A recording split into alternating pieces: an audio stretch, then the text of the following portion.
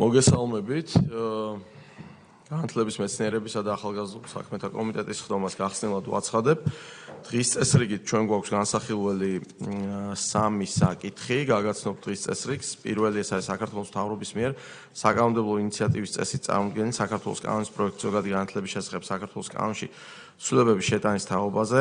ეს არის გამარტივებული წესით განხილვა.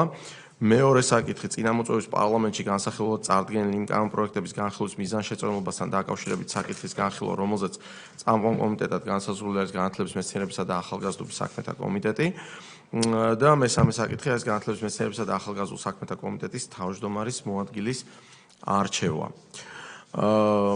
დღის წესრიგის დამტკიცება მინდა გთხოვოთ. კვორუმი გვაქვს, რა თქმა უნდა. მადლობთ, ერთხმათ არის დამტკიცებული. სანამ დღის წესრიგზე გადავალთ, თქვენ იცით, რომ საპროცედურო საკითხთა კომიტეტის მიერ კვოტები განისაზღვრა თითოეულ კომიტეტში 7 წევრის შემადგენლობით. შესაბამისად, იცით, რომ მოხდა რამდენიმე დღის წინ უფლება მონაცვლეთა ჩანაცვლება პარლამენტში, როდესაც პარლამენტის რამდენიმე არჩეულმა წევრმა დატოვა საპარლამენტო პოზიციები და 8 ახალი დეპუტატი სიიდან გამომდინარე შეემატა პარლამენტის უმრავლესობას, მათ შორის ბატონი პაატა სალია, რომელიც დღეს აქ ბრძანდება. გამომდინარე იქიდან, რომ ბატონი პაატას ჰქონდა სურვილი, რომ კომიტეტში შემოსულიყო, ფრაქციასთან კონსულტაციის შედეგად ბატონმა გიორგიმ დაგვტოვა ჩვენ კულტურის კომიტეტის თავმჯდომარეზე მაქვს საუბარი, იმიტომ რომ ასე ვთქვათ, 2 კომიტეტის თემა იყო და თან იქ კომიტეტის თავმჯდომარეა და ფაქტიურად გამოვიდა, რომ ბატონი პაატა ფრაქციის გადაწყვეტილებით შემოუერთდა კომიტეტს. დავიწყოთ დღის წესრიგით გათვალისწინებული საკითხების განხილვა. პირველი საკითხი არის მთავრობის მიერ საკანონმდებლო ინიციატივის წესით წარმოქმნილი საქართველოს კანონის პროექტი ზოგადი განათლების შესახებ კანონში ცვლილებების შეტანის თაობაზე. ქალბატონი თამარ მახარაშვილი ბრძანდება განათლების მეცნიერებისა და ახალგაზრდობის მინისტრის მოადგილე და მას მინდა ვთხოვო, რომ წარმოგვიდგინოს ის ცვლილება, რომელიც გამარტივებული წესით უნდა მივიღოთ დღეს. მოგესალმებით, ძვირფასო კოლეგებო, ბატონო თავმჯდომარე, გამარტივებული მოსმენით განსახილველად წარმოგიდგენთ ზოგადი განათლების შესახებ საქართველოს კანონში შესატანის ცვლილების პროექტს, რომლის თანახმადაც პრაქტიკოს სპეციალურ მასწავლებელს კომპეტენციის დადასტურების მიზნით შესაძლებლობა ექნებათ სპეციალური მასწავლებლის გამოცდა ნაცვლად 2025 წლის 1 იანვრისა ჩააბარონ 2026 წლის 1 იანვრამდე.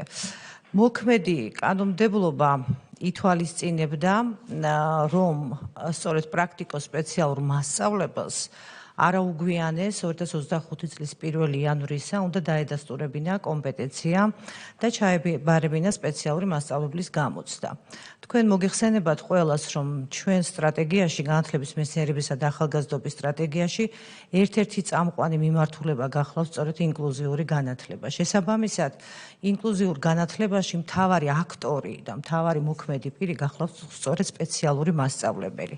ეს არნიშნავს იმას, რომ სპეციალური საგანმანათლებლო საჭიროების მქონე ბავშვებს მხოლოდ სპეციალური მასწავლებელი ემსახურება, სხვადასხვა სპექტრია იქ წარმოდგენილი, მაგრამ მაინც ძირითადი გახლავს სწორედ სპეციალური მასწავლებელი. მდგომარეობა გვაქვს ასეთი 2300 სპეციალური 300-მდე სპეციალური მასწავლებელი გვყავს სისტემაში და აქედან 530 მასწავლებელმა ჯერ კიდევ ვერ შეძლო შესაბამისი გამოცდის კომპეტენციის დადასტურება. ამიტომ კიდევ ერთხელ გთხოვთ, რომ მივცეთ 1 წელი შესაძლებლობა ამ ადამიანებს, რომ დაიდასტურონ კომპეტენცია, რათა სპეციალური მასწავლებლის მიმართულებით არ გქონდეს ჩვენ დეფიციტი, განსაკუთრებით ვითვალისწინებთ მაღალმთიან რეგიონებს, ისეთ სოფლებს, სადაც ყველა სკოლაში გვჭირდება ჩვენ სპეციალური მასწავლებელი, ამიტომ შემოვდივართ ამ თხოვნით და აქვე გამცნობთ, რომ სახელმწიფომ უკვე იფიქრა და განათლების და მეცნიერების სამინისტრომ იმ მიმართულებით, რომ კიდევ გაჩენილი იყო სხვადასხვა შესაძლებლობები, რომ რაც შეიძლება მეტი სპეციალური მასწავლებელი შემოვიდეს სისტემაში, ერთის მხრივ, აი ამ ცვლილებით ჩვენ არსებულ მასწავლებლებს, პრაქტიკოს მასწავლებლებს ვაძლევთ შესაძლებლობას, რომ გამოცდი დაიდასტურონ და მეორეს მხრივ, ჩვენ შევქმნით სპეციალური მასწავლებლის 60 კრედიტიანი პროგრამა და ეს კიდევ ერთი გზა იქნება, ეს უკვე განხორციელებული ცვლილება, რომლითაც შეგვემატება საგანმანათლებლო სივრცე სპეციალური მასწავლებელი. ამიტომ გვაქვს გათვალისწინებული და ვფიქრობთ, რომ ეს ერთი წელი იმ მასწავლებლებისთვის, რომლებიც არიან უკვე სისტემაში, მრავალი წელი არიან პრაქტიკოსი მასწავლებლები და ემსახურებიან სპეციალური საგანმანათლებლო საჭიროების მქონე მოსწავლეებს, ექნებათ შესაძლებლობა, რომ ამ ერთი წლის განმავლობაში შესაბამისი გამოცდით, სპეციალური მასწავლებლის გამოცდით დაიდასტურონ კომპეტენცია. გმადლობთ. დიდი მადლობა ქალბატონ თამარ, შეკითხვები კოლეგებო, ბატონ ლადო. რასაკვირველია, დიდი მადლობა ქალბატონ თამარ, მოგესალმებით ყველას, ჩვენს მაყურებელს, ყველა მშობელს, ყველა ბავშვს და ბებია ბაბუების ყველა თაობას, რომ საკაზო აგზელებს ზრუნვას თავიდან ბოლომდე იმ სტრატეგიის მიმართულებით, რომ განათლება ეს არის ყველაზე დიდი პასუხისმგებლობა იმ მიცემულ სიყვარულთან ერთად, რომელსაც მშობელი აძლევს თავისთვის სახელმწიფო სიყვარულთან ერთად დიდ განათლების ნაწილში შედის და ამისი საფუძველი მასწავლებელი, განსაკუთრებით სპეციალური მასწავლებელი, იმიტომ რომ ჩვენ როგორ ვთქვით, ინკლუზია, ანუ შეხამება, ადაპტირება ადამიანისა დაბადებულ ღვთისმიერ მოვლენილი სიცოცხლის დაჩუქარი ადამიანები ყველანი თანასწორნი არიან და ძალიან დიდი საპასუხისმგებლობა საინტერესო სპეციალობა არის. უბრალოდ ერთი შეკითხვა მაქვს, თქვენ რომ ბრძანეთ 60 კრედიტიანი პროგრამა, რომელიც ძალიან საინტერესოა, ეს ჩაშენდება ყველგან, სადაც მასწავლებელი, ჩვენ ხომ ვიცი მასწავლებელი ღებულობს პროფესიებს სპეციალურად გამიმართულება არ არის, სადაც კი ადამიანს, რომელსაც პერსპექტივაში განესაზღვრება სკოლა და მისი მიზანი იქნება სკოლაში მოხვედრა, მისთვის სავალდებულო იქნება ამ 60 კრედიტი, იმიტომ ის მეტი შეიარაღება, მეტი ცოდნა, მეტი განათლება და ძალიან კარგი ინიციატივა. ეს მაინტერესებს, სწორედ იქნება თუ არა. მადლობა, სამი შეკითხვა და მე ერთიანად რო ვასხოთ. ქალბატონ ნინო და მე ბატონ გიორგი. მოგესალმებით. ცოტა გვიან შემოგერთეთ, შეიძლება რაღაც ნაწილი გამოვტოვე. თუმცა ჩემი კითხვა შეეხება იმას, რომ რა თქმა უნდა ჩვენ იმისთვის ვართ მოწოდებული, რომ არ შეუშალოთ ხელი პროცესებს და თავისთავად გადავადება, რაზეც მომართვა გაქვთ გაკეთებული, მხარდაჭერილი იქნება, უბრალოდ ჩემს საინტერესოა თავად სამინისტრომ რამდენად ეფექტიანად იმუშავა ამ პერიოდის მანძილზე. შეუწყოთ თუ არა ხელი, რომ 2000-ზე მეტი სპეციალური მასწავლებელი, რომელიც აღმოჩნდა, რომ 500-ზე ცოტა მეცა აქვს ეს გამოცდა გადაბარებული, რამით დამატებით გაგეძლიერებინათ, ან გარკვეულწილად მოგემზადებინათ იმისთვის, რომ გამოცდა ჩაებარებინა და აპირებთ თუ არა და გეგმავთ თუ არა გარდა იმათი მოწვევისა, ვინც შეიძლება ახლად მიიღოს სტატუსი სპეციალური მასწავლებლისა, უკვე არსებულ სპეციალურ მასწავლებლის სტატუსის მქონე ადამიანებს დაეხმაროთ, რომ გაიარონ ეს ხელმეორედ შეფასების ეტაპი. მადლობა, ბატონ გიორგი.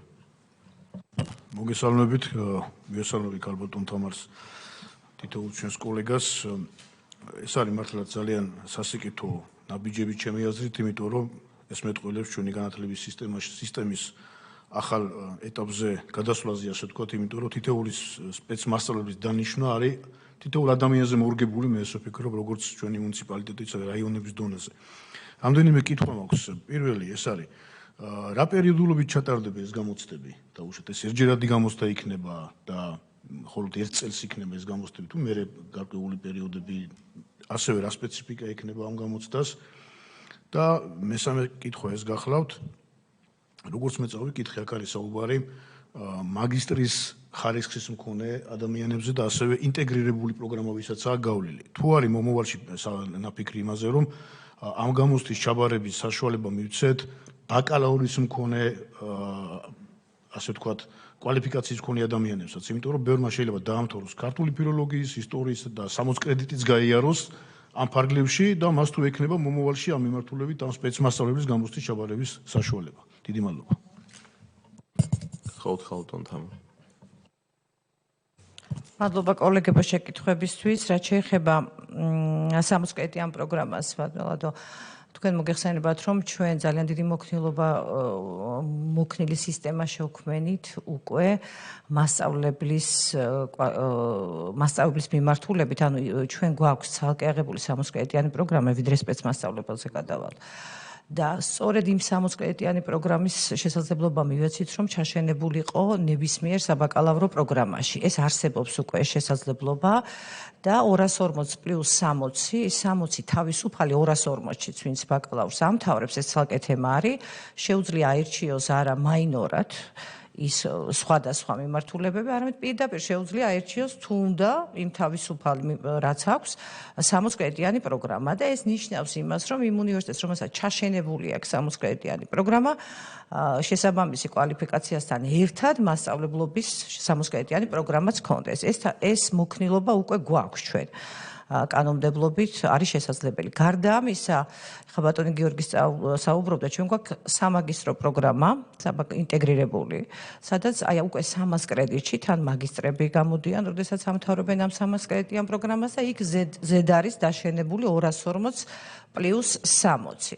რაც შეეხება სპეციალური მასწავლებლის პროგრამას, ჩვენ 60 კრედიტიან მომზადების პროგრამას, ჩვენ ძალიან ცოტა ხნის წინ გავაკეთეთ ეს პროგრამა 60 კრედიტიანი და ეს ჯერჯერობით არის ცალკე მდგომი და თქვენ შეკითხვაზე იგივენაირი ლოგიკით, როგორც მასწავლებელთან წავყევით ჩვენ, გვექნება ამის შესაძლებლობა, რომ მათ შორის იმ 240-შიც ვთქვათ ეს 60 კრედიტიანი პროგრამა თუ კი უნივერსიტეტები ეღოდეს ხდება შესაბამისი პროგრამის დამატებით, ხარისხის ცენტრში შესაბამისი პროცედურის გავლით, სადაც აი ამ 60 კრედიტიანი პროგრამის ჩაშენება მოხდება. ანუ რეალურად სისტემა მიდის იქით, რომ რაც შეიძლება უფრო მოქნილად, იმიტომაც შეიქმნა ეს 60 კრედიტიანი პროგრამა, რომ მე თავისთავად ეს ცალკე მდგომი კი არ იყოს, ბუნებრივად მოქნილი გახდეს, რომ ჩაშენების შესაძლებლობა იყოს, ისე როგორც გავაკეთეთ ჩვეულებრივი მასწავლებლის 60 კრედიტიან პროგრამაზე, ასე იქნება ეს. რა თქმა უნდა, კონკრეტულ წინაპირობას უნდა აკმაყოფილებდეს, ესე სპეცმასწავლებელი ვერ გახდება, მაგრამ ამ მოქნილობას, ეხლა რაზეც მე ვსაუბრობდი, ჩვენ აუცილებლად შევთავაზებთ სისტემას. ქაბატონინო, რაც შეეხება თქვენ შეკითხვას, ძალიან კარგი კითხვაა, იმიტომ რომ ჩვენი განათლების სისტემის მთავარი მოვალეობაც და ასე ვმუშაობთ ჩვენ გახლავთ ის, რომ მარტო გადავადებაზე კი არ ვიზრუნოთ, ხო, ის ერთი წლის გადავადება რას იზამს. თუ კი შენ არ გამოიკლიე და არ ნახე 500-ზე მეტმა პრაქტიკოსმა მასწავლებელმა, რომელიც სისტემაში არის ამდენი ხანი, რატომ ვერ შეძლო? არ ქონდა სურვილი თუ ვერ შეძლო? შესაბამისი გამოსცით კომპეტენციის დადასტურება. აი ამ მიმართულებით სწორედ შესაბამისი მოკვლევა და ინფორმაციის მიღება მიდის, იმიტომ რომ ტრენინგები ყველას უტარდება. მასწავლებლის სახლი, რა თქმა უნდა, ატარებს ზოგადად მისი ფუნქცია მოვალეობა ეს გახლავთ, როგორც სპეციალური მასწავლებლების მიმართულებით, ნებისმიერი საგნობრივი მიმართულების მასწავლებლის ტრენინგებს. მაგრამ ჩვენი მიზანი ახლა სწორედ ეს გახლავთ, სწორად შენიშნეთ, რომ ზუსტად გამოვარკვიოთ, რატომ ვერ შეძლეს და ძალიან მიზნობრივი დახმარებები და მიზნობრივი ტრენინგები შევთავაზოთ პრაქტიკოს მასწავლებლებს და არა მხოლოდ პრაქტიკოს მასწავლებლებს. ის, ვინც ემსახურება ზოგადად ინკლუზიას, უკვე დადასტურებული აქვს კომპეტენცია, მათ შორის ჩვენ გვყავს წამყვანი, არა მხოლოდ უფროსი, მათ შორის წამყვანი სპეციალური მასწავლებლები, ვინც უკვე ჩააბარა გამოცდა და კომპეტენცია აქვს დადასტურებული. ისეთ მიმართულებას ემსახურებიან ეს ადამიანები და რომ მუდმივად ჭირდებათ მათ, რა თქმა უნდა, მომზადება, გადამზადება და ტრენინგი და აი ამ ტრენინგ მოდულში ჩვენ ახლა რომელიც არის შექმნილი და მიმდინარეობს ეს ტრენინგები, ჩვენ გვინდა რომ გავაფართოოთ კიდევ უფრო არეალი, ჯანდაცვის სამინისტრო იყოს მაქსიმალურად ჩართული, სადაც არის ამ პროცესში ჩართული, მაგრამ გვინდა რომ ეს არეალი გაფართოვდეს და მთლიანად გადავდივართ საერთოდ ახალ მიდგომაზე, მასწავლებელზე, როცა ვსაუბრობთ, არა მხოლოდ სპეციალურ მასწავლებელზე, თქვენ იცით, რომ ჩვენი განაცხადი რეფორმის ფარგლებში, მიმდინარე რეფორმის ფარგლებში გახლავთ შემდეგი, რომ ინდივიდუალური საჭიროება გავარკვიოთ მასწავლებლისა. ის ტრენინგები, რომელსაც ჩვენ ზოგადად მასწავლებლებს ვთავაზობთ, რა თქმა უნდა, არის გამომდინარე აქამდე ვიგებდით, რა ჭირდება მასწავლებლად, მაგრამ ინდივიდუალურად ესე არ ხდებოდა. ამიტომ აი მეთოდოლოგიის მთელი ეფექტი ახლა აი ამ რეფორმის ამ ეტაპზე, რა ეტაპზე ჩვენ ვიმყოფებით, ეს გახლავთ სწორედ, რომ ისეთი მეთოდოლოგია შევთავაზოთ სკოლებს, რომ თავად დაიდენტიფიცირონ მათ მასწავლებლის, კონკრეტული მასწავლებლის საჭიროება და მე უკვე მოხდეს დელეგირება, თქვენცით, რომ სკოლების ავტონომიის გაზრდაზე ვსაუბრობთ. ჩვენ და ამაში გამოიხატება, რომ არა მხოლოდ დაიდენტიფიციროს მან კონკრეტული მასწავლებლის საჭიროება, რაც თავად შეუძლია, თავად გააძლიეროს მასწავლებელი, თავად მიხედოს და ჩვენ დაგვიკვეთოს, უკვე ჩვენ კი აღარ მივცეთ მენიუ, რა ტრენინგ მოდულები უნდა გაიარონ მასწავლებლებს, არამედ თავად დაგვიკვეთოს მისი კონკრეტული მასწავლებლის საჭიროებიდან გამომდინარე და უკვე სისტემამ ამ შემთხვევაში ვთქვათ, მასწავლებლის სახლი იქნება იქ საჭირო თუ თავად სკოლა გაუძღვება იმ საჭიროებას, აი ესეთი კოლაბორაცია და თანამშრომლობა მოხდეს.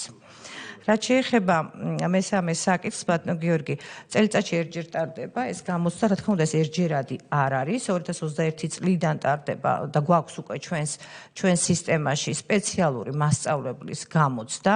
მეორენაირად მას ქვია შესაბამისი უნარების გამოცდა, რა თქმა უნდა, აქ იზომება სპეციალური მასწავლებელზე, როცა ვსაუბრობთ, შესაბამისი გამოცდა აქვს მათ ჩასაბარებელი და ამიტომ ეს უნარების გამოცდა ჩვენ უკვე ადმინისტრირებული განათლების სისტემას გვაქვს 2021 წლიდან და რასაკვირველია ის ყოველწლიურად გაგრძელდება და მუდმივად წელიწადში ერთხელ ექნებათ შესაძლებლობა რომ ჩააბარონ შესაბამისი გამოცდა.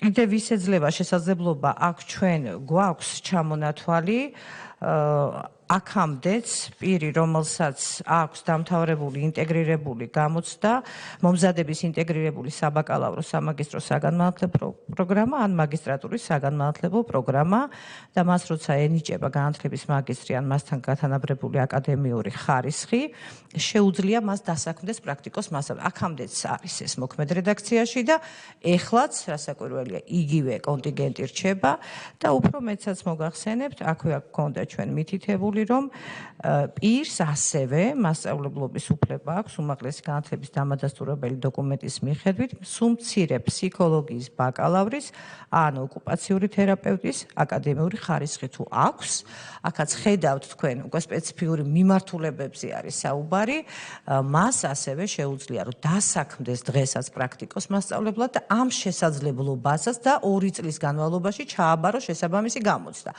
ამ შესაძლებლობას ამ პირებსაც, ვისაც აქვს შესაბამისი დიპლომი და შესაბამისი განათლება მიღებული, რა თქმა უნდა, ვუტოვებთ და 2026 წლის 1 იანვრამდე მათაც ეძლევათ საშუალება ისევ დასაქმდნენ პრაქტიკოს მასწავლებლად, მაგრამ არა უგვიანეს 2026 წლის 1 იანვრისა მათ უნდა დაადასტურონ შესაბამისი კომპეტენცია. მადლობა.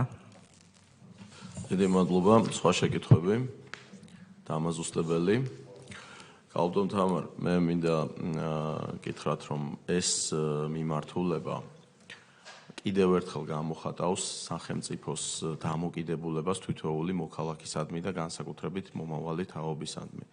ამ მიმართულების ესე აქტიურად დანერგვამ და განხორციელებამ შესაძლებელი გახადა, რომ ათეულობით და რიგ შემთხვევაში ასეულობით ბავშვი, რომელსაც შეიძლება ადრე ჰქონოდა განათლებისადმი წვდომის გარკვეული შეფერხება, რომ ეს ასე ვთქვათ, ხარვეზი აღმოფხრილი იქნა და როდესაც ისმის კითხვა, რომ სახელმწიფო მოქალაქეებზე როგორ ზრუნავს, ეს არის ერთ-ერთი გამოხატულება იმ მრავალთაგანთა შორის, მაგრამ როდესაც განსაკუთრებით ბავშვებს მოზარდებს ეხება, აქ კიდევ უფრო სენსიტიურია და უფრო აქტუალური არის ეს საკითხი. ამიტომ ძალიან დიდი მადლიერება მინდა კომიტეტის სახელით გამოვთქვა ამ პროგრამის ასეთი მაღალი სტანდარტით და დონით განხორციელებისთვის. კითხვები, რომელიც გამოწვეული იყო, რა თქმა უნდა, არ ეხებოდა იმ საკითხს, რომ ვინმე კითხვის ნიშნის ქვეშ აყენებს გადავადების საკითხს. რა თქმა უნდა, ეს საჭიროებიდან გამომდინარეა. უბრალოდ ჩვენი ინტერესი გამომდინარეობდა იქიდან, რომ კიდევ უფრო მეტი ინფორმაცია და სიღრმისეულად გაგვეგო, რა პროცედურებია, რა შეიძლება შემაფერხებელი გარემოებები იყოს, რომ ეს ყველანაირად მაქსიმალურად თავიდან ავიცილოთ და რა თქმა უნდა, ამ საკითხში ისევ როგორც ბევრ სხვა საკითხში კომიტეტის სრული მზაობა არის, რომ აქტიურად იყოს პროცესებში ჩართული და საკანონმდებლო დონეზე თუ იქნება რაიმე კონკრეტული საკითხი დასარეგულირებელი, ჩვენი სრული მზაობა და მხარდაჭერა. კიდევ ერთხელ დიდი მადლობა, საკითხი განხილულია. გადავიდეთ მეორე საკითხზე, კენჭისყრები გვექნება ბოლოს. წინა მოწვევის პარლამენტში განსახილველად წარდგენილი იყო რამდენიმე კანონპროექტი და დღეს უნდა განვიხილოთ ამ კანონპროექტების მიზანშეწონილობასთან დაკავშირებით საკითხი, ანუ ესე ვთქვათ, მემკვიდრეობით გვერგო მე-10 მოწვევიდან მე-11 მოწვევაზე. მე მინდა ბატონო თავს ვთხოვო, რომ ორიოდე სიტყვით გვითხრას, ვინ იყვნენ ინიციატორები, რა კანონპროექტებს ეხება და მოკლედ რომ გვითხრათ მისი შინაარსობრივი დატვირთვა და შემდეგ მივიღებთ გადაწყვეტილებას. კი ბატონო, მოგესალმებით. წინა პარლამენტში განსახილველად წარმოდგენილი იყო 2 კანონპროექტი, რომლებზეც წამყვან კომიტეტად განსაზღვრული იყო განათლების მეცნიერების და ახალგაზრდულ საქმეთა კომიტეტი. აღნიშნულ კანონპროექტებზე განხილვის პროცედურა არ არის დასრულებული.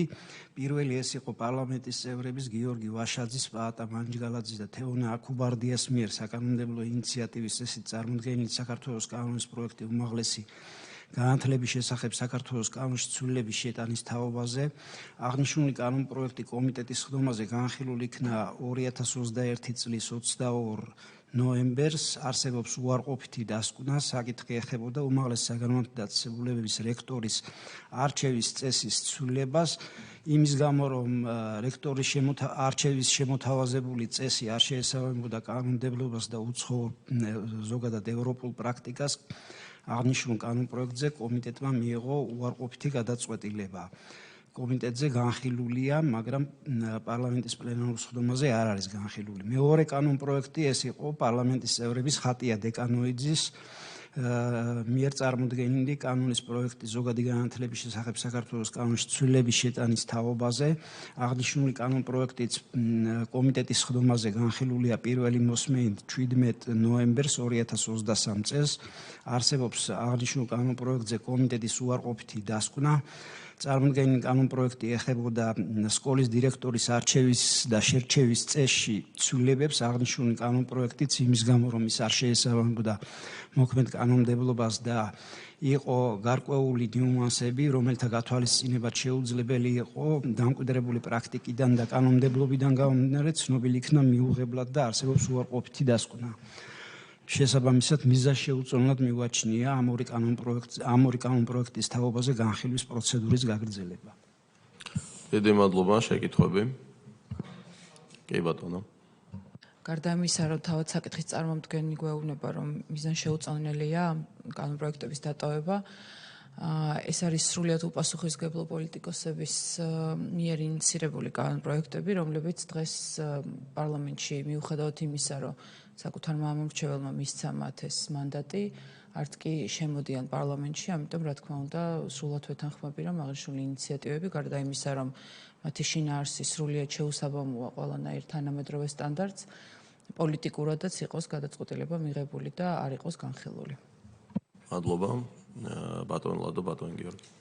მინდა განსაკუთრებით აღნიშნო ერთი თემა, გავარძელო ქალონინო, დიდი მადლობა, კარგად წამოწიეთ ეს თემა. მე მახსოვს, როგორ მემკვიდრეობით მიიღო პარლამენტმა მე-9 მოწვევიდან მეათეში ისეთი ფუნდამენტალური საკითხი, სკოლის ექიმის საკითხი, როგორ განვითარდა, განევრცო, მივიდა ხარისხობრივად მოიმატა და ეხა უფრო მაღალ საფეხურზე აყვანილი, ის იყო საქმიანი შემოთავაზება და აი როგორ უყურებს პარლამენტი და ნებისმიერ დეპუტაცია თავის ვალდებულებას, რომ ერთიდან წამოღებული მეორეში განავრცოს და ასეთ იყო თამბაქოს კანონის, რომელიც ვითარდება, ეს არის პასუხისმგებლიანი დამოკიდებულება დეპუტაციისა და იმ მიცემული ადამიანებისა, რომელიც ამ თემას უნდა ბოლომდე მიიყვნენ და ამიტომ არის მოწოდებული ეს შესანიშნავი ორგანო, სამსჯელო. ორგანოს სამსჯელი აქვს კომიტეტს უარყოფითი გადაწყვეტილება აქვს და რაც საკურორია ეს ერთხელ უარყოფილი თავისით ვერ გაკეთილშობილდება და არც დამცველი არ აყავს, რომ გააკეთილშობილონ ეს თემა. ამიტომ ეს სრულიად მეთანხმები შემოთავაზებულ წინადადებას, რომ ეს არ გადმოყვეს მეორე მამცელს ამ მოწვევაში ვალდებულებად. ბატონ გიორგი. მეც ვიზიარებ ჩემი კოლეგების აზრს, ჩვენ ძალიან კარგად გვახსოვს მათი დესტრუქციული გამოხტომები წინა მოწვევის პარლამენტში და თითოეული მათი ინიცირება ბჭყალებში იყო წინააღმდეგობაში ჩვენი ხალხის ნებასთან, ჩვენი სახელმწიფოს განვითარების სტრატეგიასთან. ამიტომ მე ვფიქრობ, რაც მალე გათავისუფლდება აი ამ მემკვიდრეობისგან, ისო ბჭყალებს გამოვიყენებ ამ ფსევდო ინიციატივებისგან ჩვენი კომიტეტი უფრო უკეთესი იქნება. დიდი მადლობა. მადლობთ. პარლამენტის თავმჯდომარისგან იყო კომიტეტებზე თხოვნა, რომ ის კანონპროექტები, რომელიც კომიტეტებს ჰქონდათ განსახილველად და სესიაზე ვერ გავიდა, კიდევ ერთხელ კომიტეტის ფორმატში მომხდარიყო პოზიციების შეჯერება და მიგვეღო გადაწყვეტილება. გამომდინარე იქიდან, რომ დასკვნები ისედაც უარყოფითი არის და აბსოლუტურად ვიზიარებ იმ სულისკვეთებას, რაც კოლეგებმა გამოთქვით, ჩვენ პროცედურულად კენჭისყრაზე უნდა დავაყენოთ ეს საკითხი, თუმცა აბსოლუტურად მე ვხედავ, რომ ერთსულოვანი არის პოზიცია. კი ბატონო, საკითხი განხილულია და გადავიდეთ მესამე საკითხზე. ეს არის განათლების მეცნიერებისა და ახალგაზრდულ საქმეთა კომიტეტის თავმჯდომარის მოადგილის არჩევა. მოგეხსენებათ, რომ პირველ მოადგილეს ასახელებს კომიტეტის თავმჯდომარე ექსკლუზიურად და ეს არის რეგლამენტით გათვალისწინებული პრეროგატივა, ხოლო რაც შეეხება მოადგილეს, ამ შემთხვევაში ფრაქციებს აქვთ შესაძლებლობა რომ წარადგინონ მოადგილის კანდიდატურა.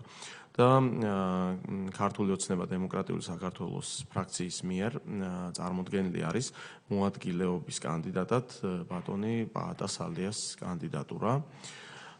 თუ ვინმეს არ გაქვთ რაიმე შეკითხვა ან მაშინ ამ საკითხის კენჭისყრით დავიწყოთ, ვინ არის მომხრე რომ ბატონ პაატას მხარი დაუჭიროთ. ბატონო, გილოცავთ ბატონო პაატა, წარმატებებს გისურვებთ და გვიხარია რომ ჩვენს კომიტეტს ჩვენ გუნდს შემოუერთდით.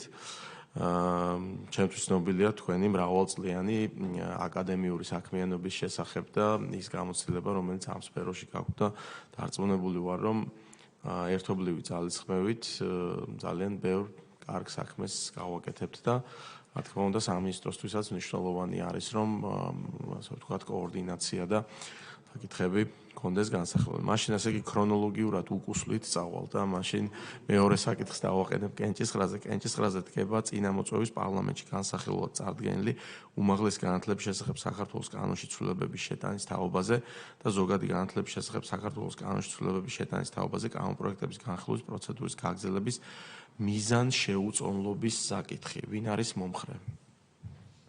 ერთხმად არის გადაწყვეტილება მიღებული, მადლობთ. და პირველი საკითხი, რომელიც ქალბატონმა თამარმა წარადგინა, საქართველოს მთავრობის მიერ საკანონმდებლო ინიციატივის წესით წარმოდგენილი კანონის პროექტი ზოგადი განათლების შესახებ საქართველოს კანონში ცვლილებების შეტანის თაობაზე, 1 წლით გადავადების თაობაზე, სპეციალური მასწავლებლების თაობაზე, ვინ არის მომხრე?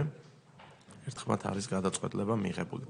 სანამ კომიტეტს ხდომას დავასრულებდეთ, მინდა ორიოდე სიტყვით გითხრათ, რომ აპარატს უკვე მივეცი დავალება, რომ დაიწყოს პირველადი მონახაზის მომზადება შემდეგი წლის სამოქმედო გეგმასთან დაკავშირებით. ამიტომ უახლოეს პერიოდში კოლეგებო წარმოგიდგენთ ამ დოკუმენტს. ასევე მინდა გითხრათ, რომ მე მქონდა მთავრობის დამტკიცების შემდეგ მყისიერად კომუნიკაცია განათლების მეცნიერებისა და ახალგაზრდობის მინისტრთან და ჩვენ როგორც კი ამის შესაძლებლობა მოგვეცემა სამუშაო ფორმატის კონტექსტში აქ პარლამენტში ministris მოადგილეებთან, ყველა მოადგილესთან ერთად გვეწევა და სამუშაო ვითარებაში განვიხილავთ და გავცვლით აზრებს შემდეგი წლის საქმიანობასთან დაკავშირებით კოორდინაციასთან მიმართებაში. ბატონი ალეკოს მხრიდან აბსოლუტურად პოზიტიურად იყო ეს საკითხი მიღებული და მიესალმა კიდევაც, ამიტომ ჩვენ ველოდებით ხელსაყრელ მომენტს, ეს იქნება ამ წლის ბოლომდე თუ იანვარში, მაგრამ წინასწარ გაგაგებინებთ და ვფიქრობ, რომ ძალიან მნიშვნელოვანი შეხვედრა იქნება იმისთვის, რომ შემდგომში უფრო მეტი კოორდინაციით და უფრო მეტი, ესე ვთქვათ, ინტერაქციით გავაგრძელოთ ის თანამშრომლობა, რომელიც ყოველთვის დამახასიათებელი იყო დარგობრივ კომიტეტსა და სამინისტროს შორის. ასევე გეტყვით იმ კოლეგებისთვის, ვინც წინამოწვევაში ამ კომიტეტში არ იყავით გაწევრიანებული, რომ ჩვენ გვაქვს ესეთი პრაქტიკა, რომ კომიტეტის ასე ვთქვათ, ერთი წევრი არის რაღაც კონკრეტულ მიმართულებაზე პასუხისმგებელი პირი. და ამ კომიტეტს აქვს, იცით, რომ სკოლამდელი ასაკის, სკოლის, პროფესიული უმაღლესი მეცნიერება და ახალგაზრდობის საკითხები, ანუ საკმაოდ ბევრი მიმართულება. შესაბამის მიმართულებას ყავდა ერთი კურატორი დეპუტატი თვითოულ ანუ ამ კომიტეტიდან მაგალითად ახალგაზრდობის საკითხებზე გიორგი იყო პასუხისმგებელი უმაღლეს განათლებაზე გიორგი ბატონ ლადო იყო პასუხისმგებელი მეცნიერების საკითხებზე ეს საკითხები ჩვენ შეგვიძლია განვიხილოთ და სფეროები გადავინაწილოთ ესაც თებერვლამდე უნდა მოხდეს და თებერვლის დასაწყისში უნდა დავამტკიცოთ სამოქმედო გეგმაც ამიტომ დრო საკმაოდ გვაქვს სამსჯელოდ და განსახილველად და გქონდა ესეთი მოცემულობა რომ ერთი აპარატის თანამშრომელი იყო თვითოულ დეპუტატზე, ასე ვთქვათ, პირობითად მიმაგრებული სფეროდან გამომდინარე, ისევე როგორც გქონდა ყველა სფეროსთან დაკავშირებით ცალკე საკონსულტაციო საბჭო და ამ საკითხებზეც, ასე ვთქვათ, კიდევ სამსჯელო და ჩამოსაყალიბებელი ვიქნებით. ეს ინფორმაციისთვის, თუმცა ის რომ ვიღაცას კურირება აქვს რაღაც სფეროზე, ეს იმას არ ნიშნავს, რომ კომიტეტის სხვა წევრები არ არიან ჩართული ამ პროცესებში. ეს არის, ასე ვთქვათ, ერთი ოჯახი, რომელიც ერთიანად მსჯელობს და საქმიანობს უბრალოდ კოორდინაციის თვალსაზრისით ეს აიოლებდა საკითხს და თუ წინააღმდეგი არ იქნებით ამოვე გზით გავაგრძელოთ ეს მიმართულება, იმიტომ რომ ვფიქრობ რომ სამინისტროსთვისაც და სხვადასხვა უწყებებისთვისაც უფრო მარტივი იქნება ამ თემებზე ესე ვთქვათ კოორდინაცია და ჩვენთვისაც უფრო ესე ვთქვათ გასაგები იქნება ვინ რაზე არის პასუხისმგებელი და უფრო მეტი აქტივობებიც ამ მიმართულებით დავგებთ. თუ სხვა საკითხები არ გაქვთ, დიდ მადლობას მოგახსენებთ და სხდომას დახურულად ვაცხადებთ. მადლობა.